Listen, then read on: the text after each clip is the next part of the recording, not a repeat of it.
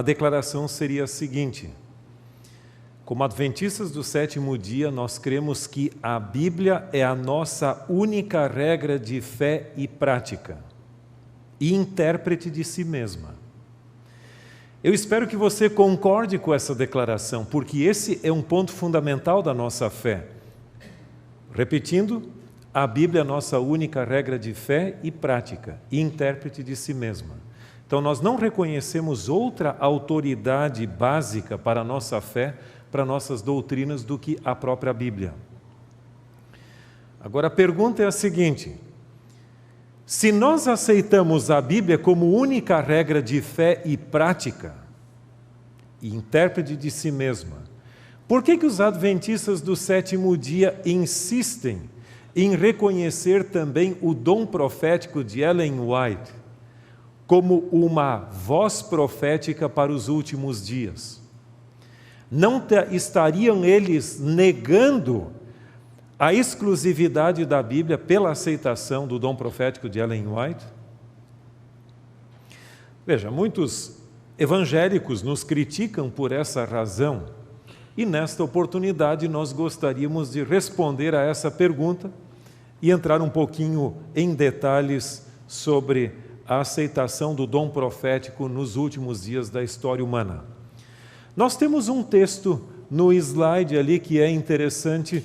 Eu gosto de ler a própria Bíblia e não projetado ali, mas vamos fazer as duas coisas. Eu vou ler da Bíblia ali, mas você pode acompanhar na tela se julgar interessante. O texto de Amós 3:7, no meu entender, é mais importante do que a gente imagina. E ali diz o seguinte: certamente o Senhor Deus não fará coisa alguma, sem primeiro revelar o seu segredo aos seus servos, os profetas.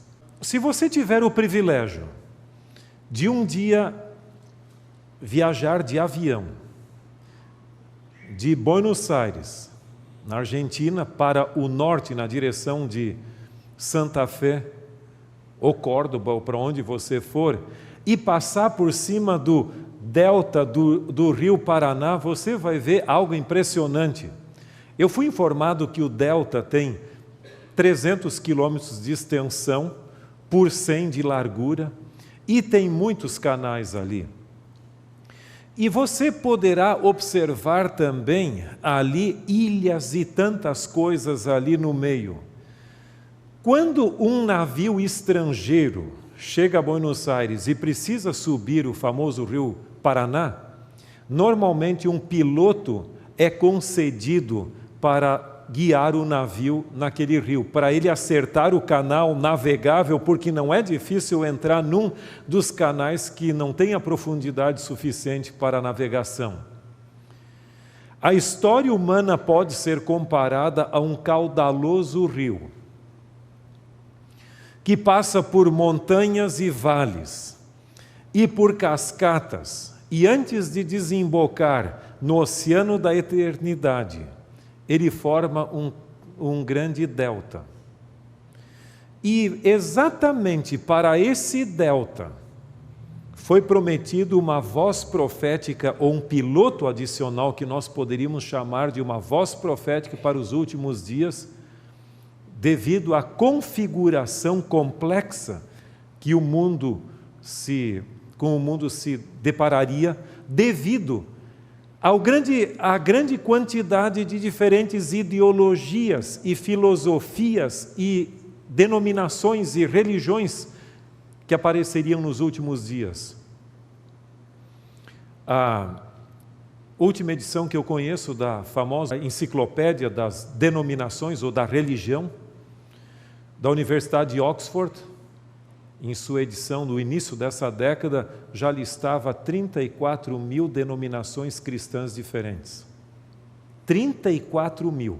Pela curva do crescimento, hoje nós temos várias ou milhares de outras denominações a mais. Portanto, o nosso mundo é bastante complexo e nós, como adventistas do sétimo dia, cremos que um piloto adicional seria concedido no final da história humana, para nos guiar em segurança para a pátria celestial. O tema é complexo, mas nós vamos entrar em alguns detalhes. No slide que está projetado ali, orientação profética para a restauração da verdade, eu creio que este slide é muito interessante.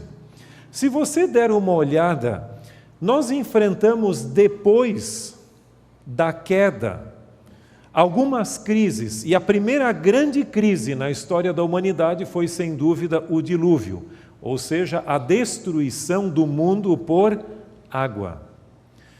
A segunda grande crise foi a do êxodo, ou seja, do cativeiro egípcio, e o povo saindo, deixando o Egito, rumo à terra prometida.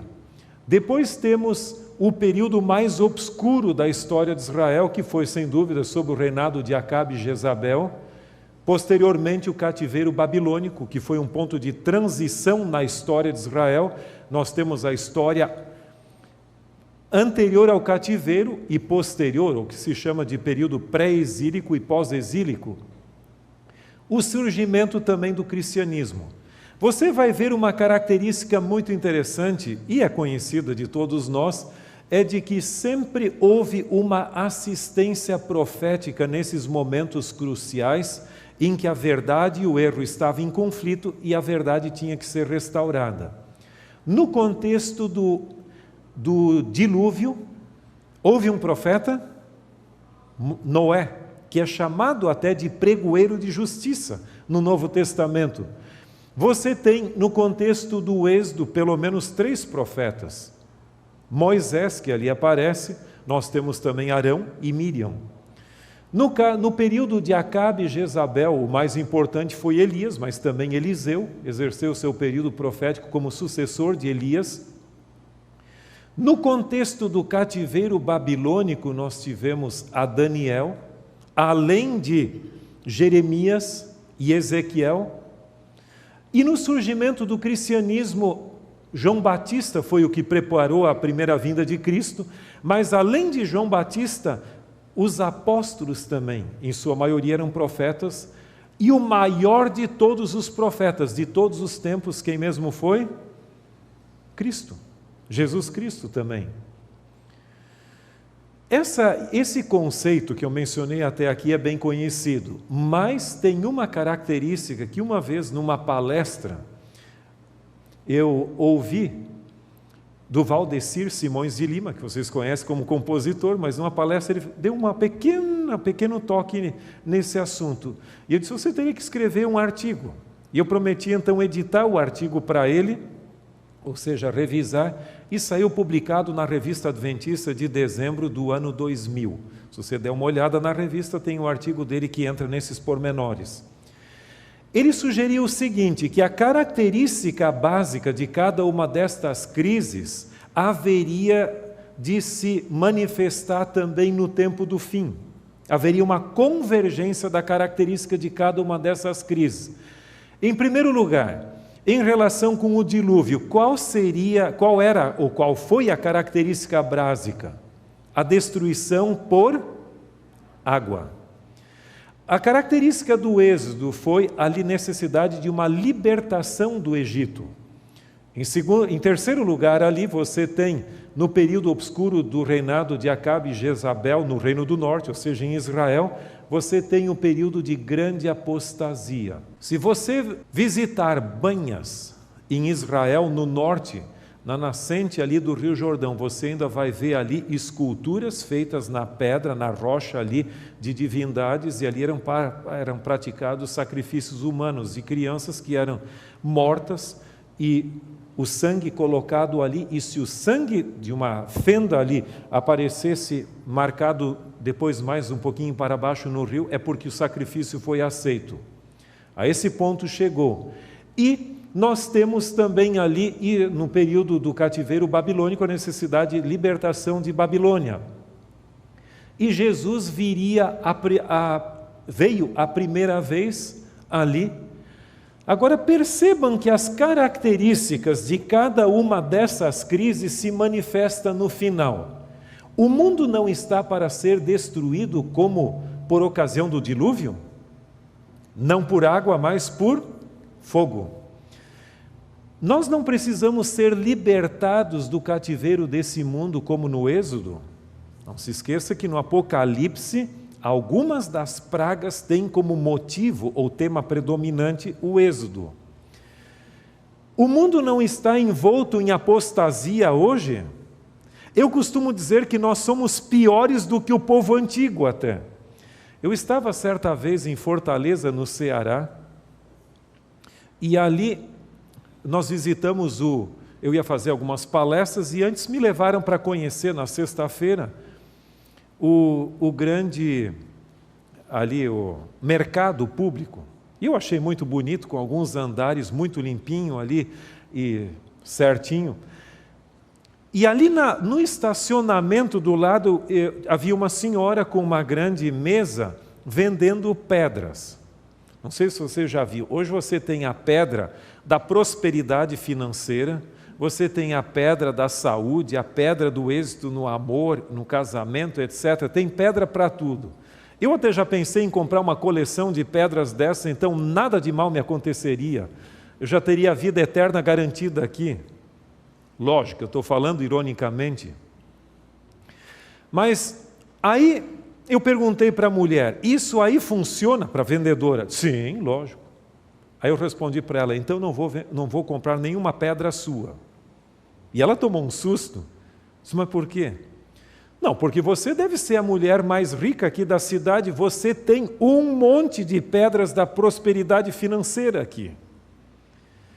Aí ela mudou o discurso e disse, isso só funciona para quem acredita nisso.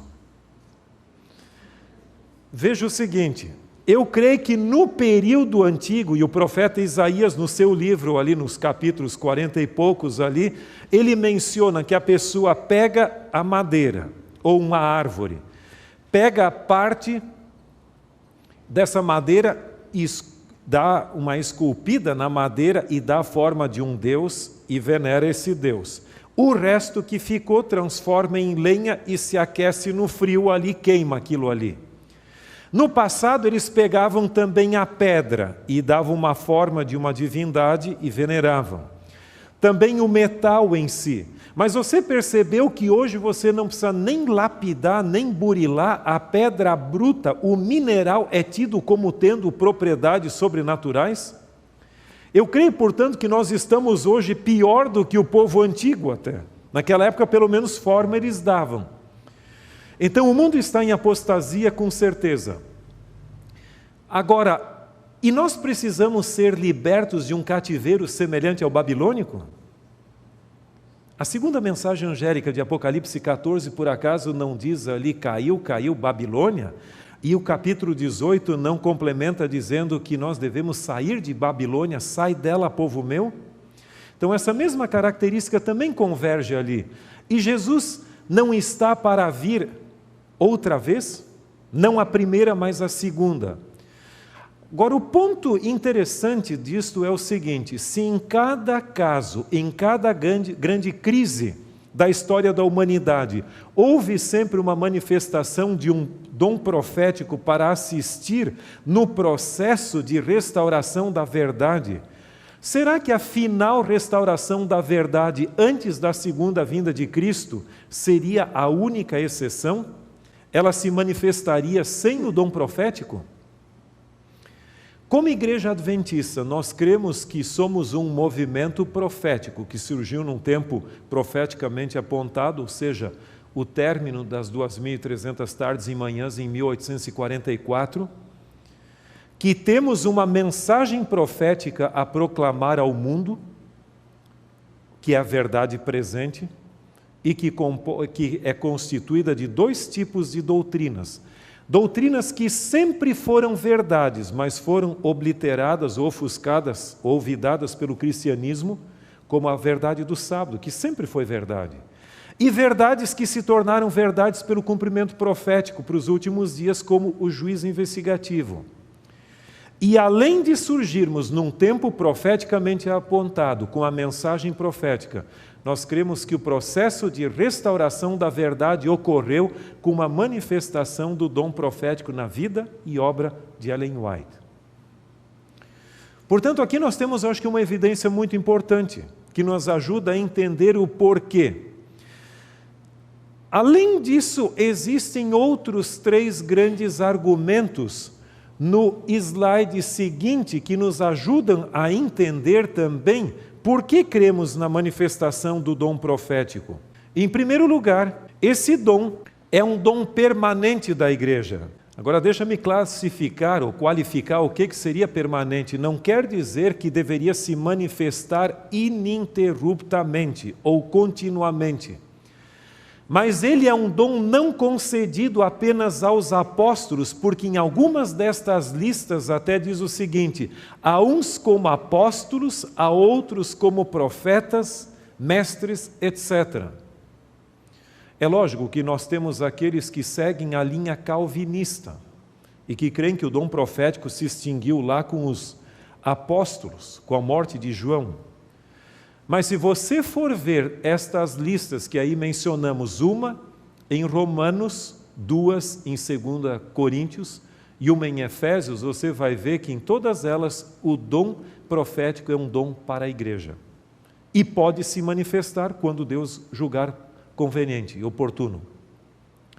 Em segundo lugar, o texto bíblico não diz que nós deveríamos rejeitar todo o dom profético, mas apenas as falsas manifestações desse dom deveriam ser rejeitadas. O texto de 1 João diz ali que não deis crédito a qualquer espírito, mas provai os espíritos se procedem de Deus.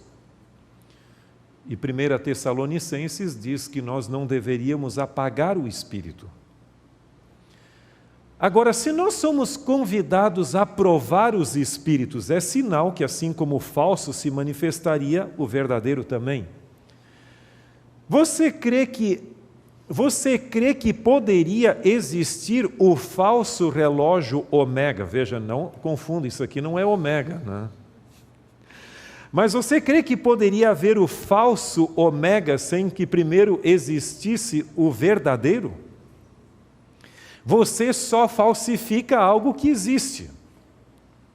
Então, da mesma forma, a própria existência do falso pressupõe a existência do verdadeiro. Uma vez eu estava no Paraguai, na época que o dólar e o real era a mesma coisa, e eu decidi comprar um perfume Paco Rabanne. E na calçada alguém estava vendendo um perfume daqueles por 10 dólares. E na bobagem eu disse, você pode me dar aqui? Sim, ok. É autêntico? Ok. E aí eu dei para ele. Mas aí eu me arrependi, porque alguém me disse que havia perfume falso também. Eu disse, você podia me devolver o dinheiro? E ele ali, não entendendo muito, me devolveu. Ele disse, vamos fazer o seguinte, eu vou fazer o teste, eu vou abrir o frasco. Se for legítimo, eu fico. Do contrário, você perde o negócio. E ele não aceitou, pegou e foi embora. Haveria o verdadeiro, aliás, o falso, sem que houvesse o verdadeiro? De forma alguma. Agora, aqui é um ponto muito interessante. Quando João nos alerta que haveriam falsos profetas e que deveriam ser testados os profetas, quem está escrevendo ali? É o apóstolo? Quem mesmo? O apóstolo João. E quem foi o apóstolo João? O último dos apóstolos. Quando todos os demais apóstolos já haviam falecido, João era o último sobrevivente.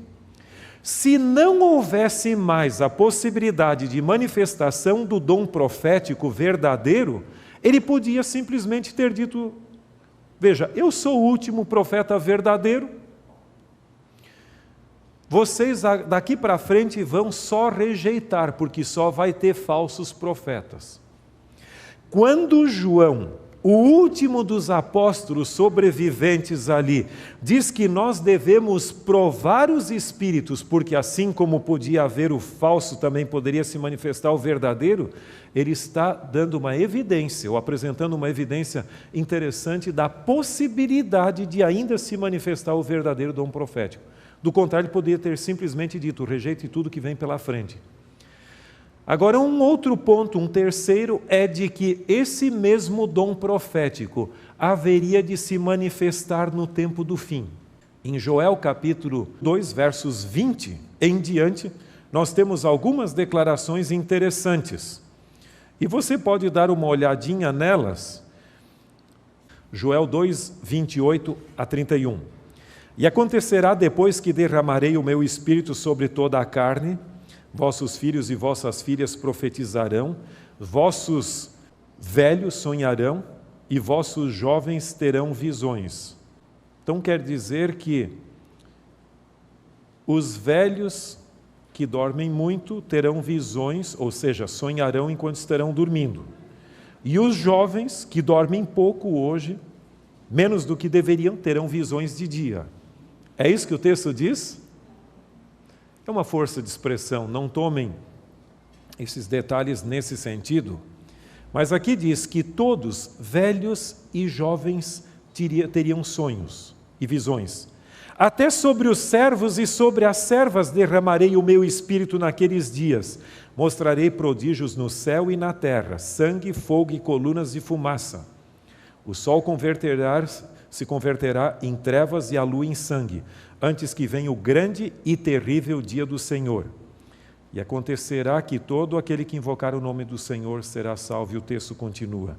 Mas o que nos interessa realmente é o 28 a 31. Se você der uma olhada em Atos capítulo 2, no Pentecostes, o apóstolo Pedro menciona que o que ocorreu no Pentecostes era um cumprimento dessa promessa.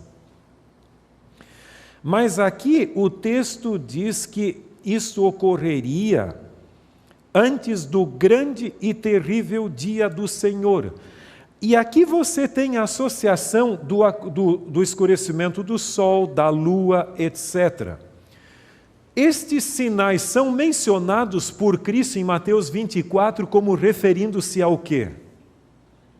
Ao tempo do fim. O surgimento do tempo do fim. E Pedro fala que essa promessa se referia aos últimos dias. Agora, pode haver dias mais últimos do que os últimos dias? Se os últimos dias não forem os últimos dias, então eles têm que ser chamados pelo menos de penúltimos dias. E embora os últimos dias nós sabemos que começou com o evento de Cristo, ou seja, a sua morte, ressurreição e ascensão, eles se estendem pelo menos até o término da história humana, como nós a conhecemos nesse mundo. Então, dessa forma, ou até a segunda vinda de Cristo, pelo fato de estarem associados a estes sinais, a manifestação do dom profético ainda tem o seu lugar nos últimos dias também. Em Apocalipse, eu só gostaria de dar uma lidinha em Apocalipse capítulo 6. E eu creio que esse texto é muito importante. Se você tem o hábito de marcar textos na sua Bíblia, quem sabe poderia marcar este. Porque hoje estão surgindo, até mesmo no nosso meio, pessoas que dizem o seguinte: os pioneiros da Igreja Adventista se precipitaram em marcar o terremoto de Lisboa, o escurecimento do sol e da lua e a queda das estrelas naquela época, porque seriam sinais que deveriam ocorrer antes da segunda vinda. Mas não se esqueça que no Apocalipse você tem nas pragas alguns pontos importantes, ou seja, alguns sinais cósmicos, como o sol aquecendo-se mais, mas o único lugar onde aparece a sequência terremoto, sol, lua e estrelas não é no sétimo selo, e sim na abertura do sexto selo, que inicia o tempo do fim. E veja o que diz o texto aqui, Apocalipse 6, 12. Vi quando o cordeiro abriu o sexto selo e sobreveio grande terremoto. O sol se tornou negro como saco de crina e a lua toda como sangue. As estrelas do céu caíram pela terra como a figueira quando abalada pelo vento forte deixa cair os seus figos. E o céu recolheu-se como pergaminho quando se enrola. Você vai ver que essa sequência que Cristo apresenta, e é tirada de Joel ali, ela aparece na abertura do 6º selo e não no 7º, que é a segunda vinda. Então, é o início do tempo do fim. Além disso, nós temos a promessa de Apocalipse 12:17, que é mais uma declaração onde diz: irou-se o dragão contra a mulher e foi pelejar contra quem? Os restantes da sua descendência, os que guardam os mandamentos de Deus e a fé de Jesus. E essa expressão testemunho de Jesus é definida em Apocalipse 19:17 como sendo o espírito de profecia. Alguns tendem a dizer que o espírito de profecia se manifestou só na vida e obra de Ellen White. Eu não creio assim. Eu creio que o espírito de profecia se manifestou em toda e verdadeira manifestação do dom profético. Então, Moisés tinha o espírito de profecia, Jeremias, Isaías, João Batista. Mas o que o texto está dizendo que é o mesmo espírito de profecia verdadeiro que se manifestou nos profetas genuínos do passado, haveria de se manifestar outra vez no final dos tempos.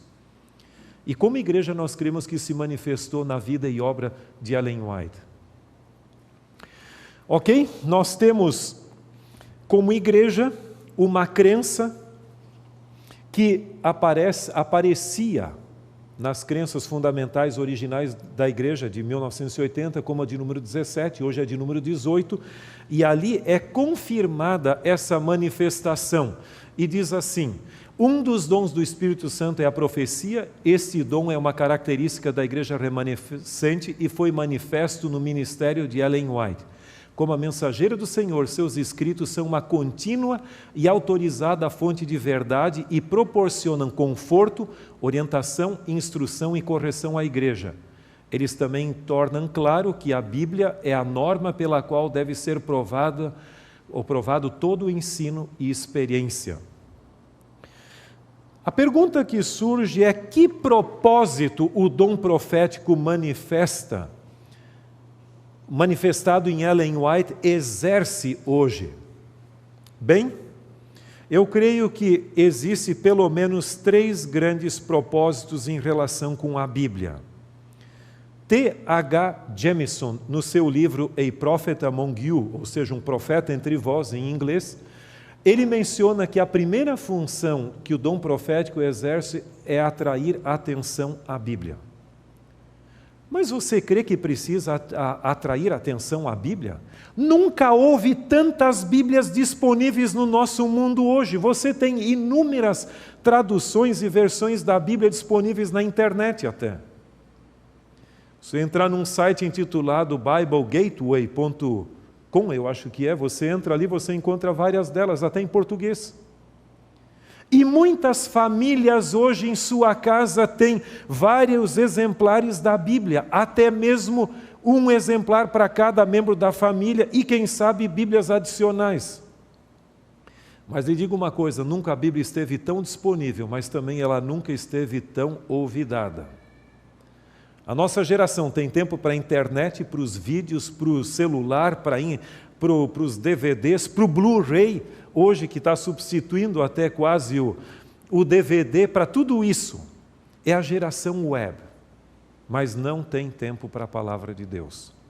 E o dom profético foi concedido para atrair as pessoas de volta à Bíblia.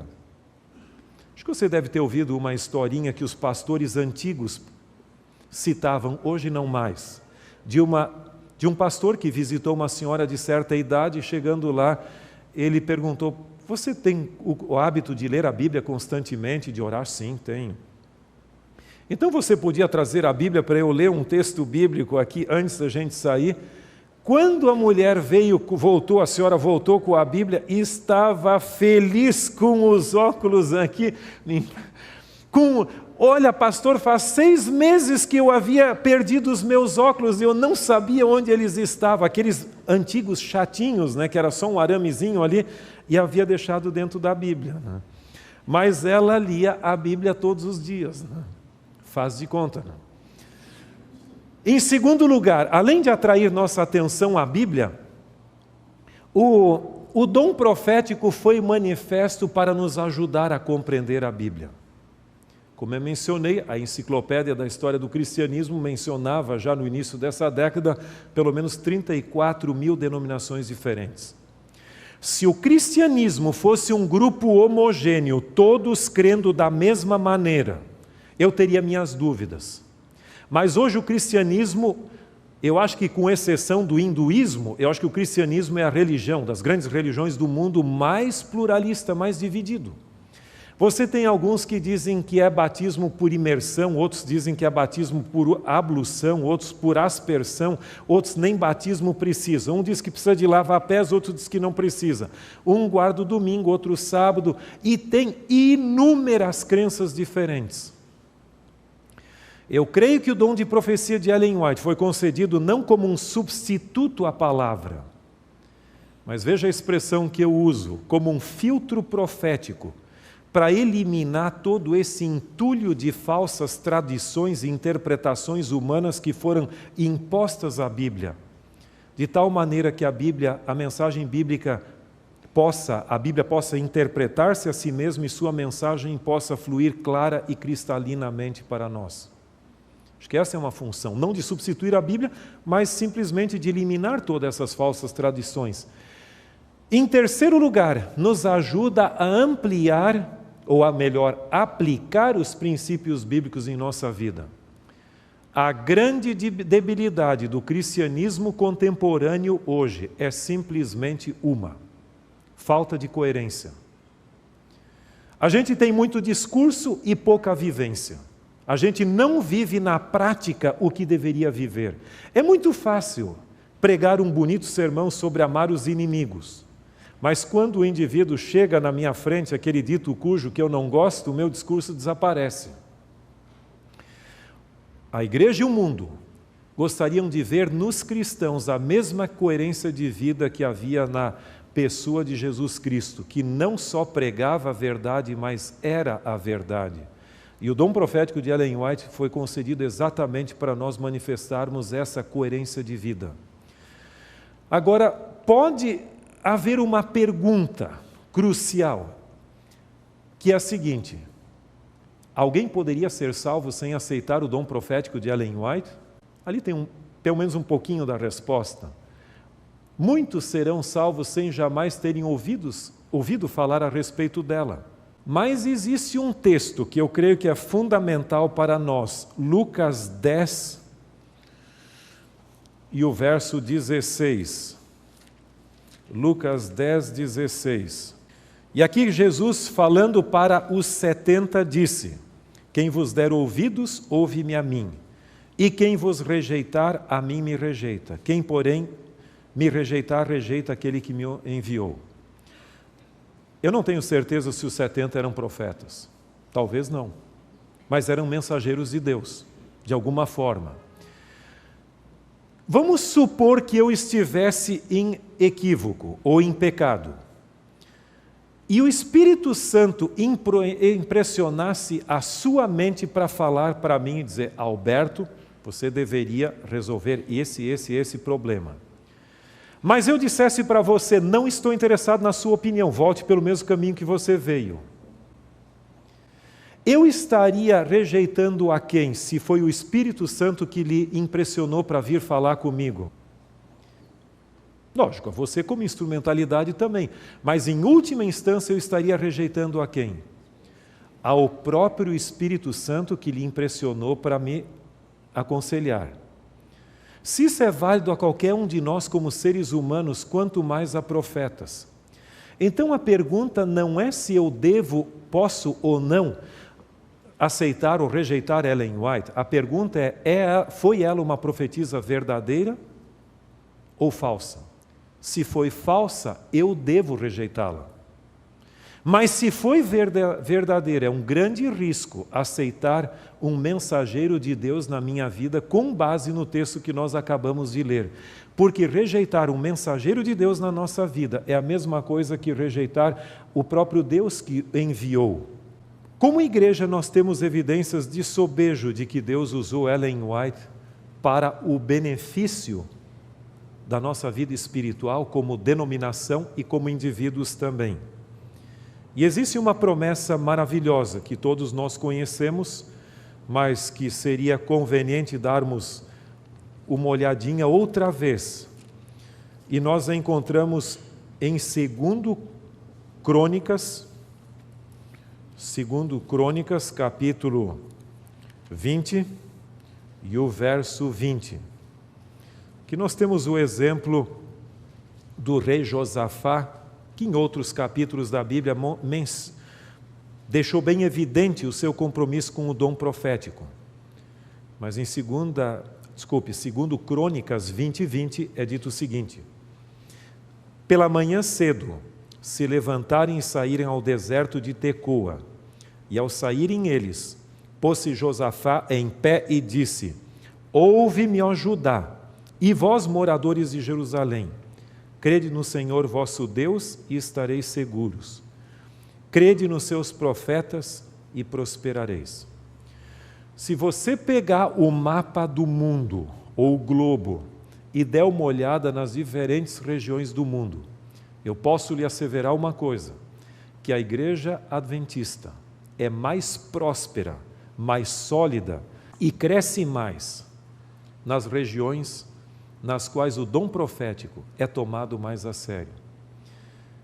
A Universidade de Andrews uma vez levou avante uma pesquisa entre adventistas e aqueles que têm o hábito de ler constantemente o Espírito e Profecia manifesto em Ellen White, ou seja, os seus livros.